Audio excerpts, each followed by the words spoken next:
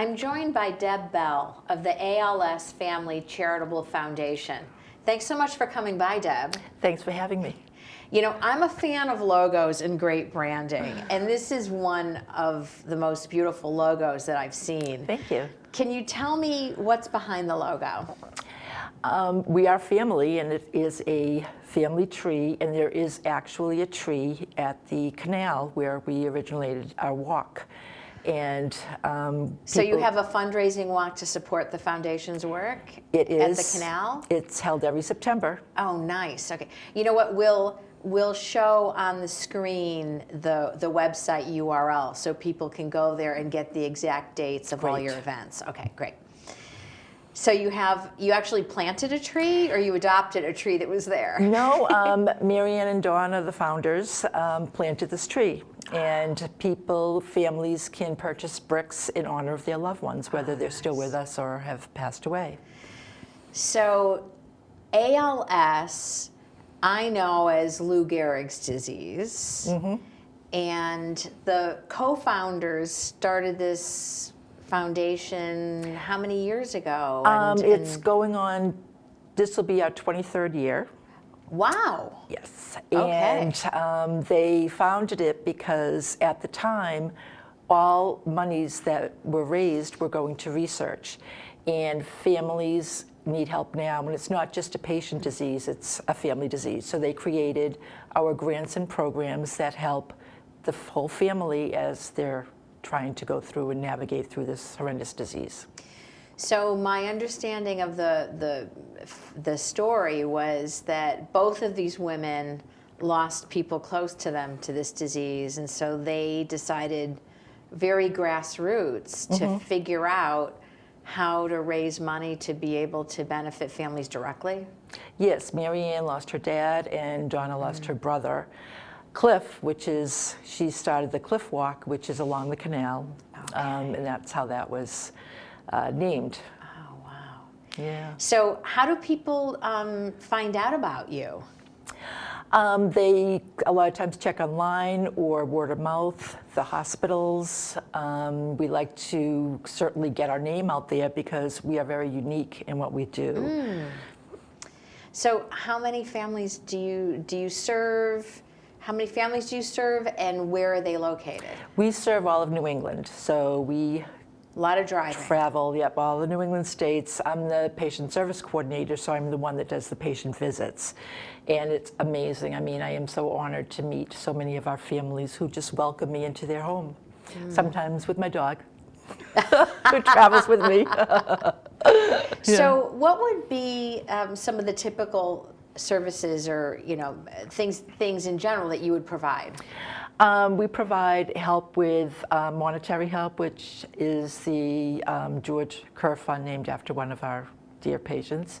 And it can help to kind of pay a bill or a piece of equipment that the insurance doesn't cover fully, or anything. If they're having problems with their electric bill, we pay for 100 gallons of oil each year. We have a respite fund, which helps with the caregiving, because insurances do not cover nearly what they should. Well, and respite care is if somebody needs a break from being the primary caregiver. Usually, they're not allowed. They can't easily go on vacation. They can't. Yeah, which is usually the spouse is usually the primary caregiver. And talking about vacation, we have a vacation fund, so we send people on vacation. And checking to become our Facebook friend, we have a lot of pictures of people that have gone on vacations, and they'll send us their pictures, and it's such a memory to treasure. Oh, that's wonderful. Yeah. So how long have you been involved in the organization? My sister-in-law had A.L.S, and that's back in the 90s, and I was introduced to Marianne and Donna, and they were just so wonderful, just answered all my questions, was always there for me, and I then volunteered for like 10 years just for the walk. And at the time, they did not have anyone that visited patients, so they had a grant writer come in and write a grant for my position, and then it gradually got bigger and bigger. Gosh. So there's so many questions I want to ask. What might, let's say I'm watching this and I know someone who has ALS, but I don't know a lot about it. I mean, what are some of the common misconceptions that people have? People really don't understand a lot about the disease, and they're a lot of times they'll ask, how long do I have? And you really don't know. You have no idea, and how it affects you. You, towards the end, become a prisoner in your body, which is very sad because most of our patients, their mind stays fine. And we always try to keep consistency within the family, and we also have children's funds, so we send each September and each Christmas gift cards to help out. We pay for camps, pay for summer vacation, school vacations. We also have a scholarship fund for when they graduate and go on to college, and they write an essay about what it's like to have a parent with ALS, which is incredible. Wow, yeah. And what is the typical age of diagnosis?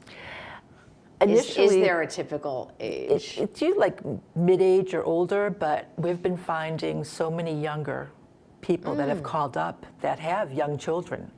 Wow. And the youngest that I've just recently been introduced to is a 21-year-old.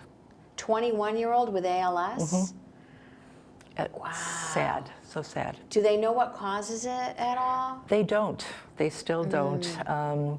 You know, you can always guess. It's Right. a lot of people say environmental, but Right. we just don't know. With it hitting so much younger people, that would tend to think, you'd think that there has to be something. I know. Yeah, I so know. who knows?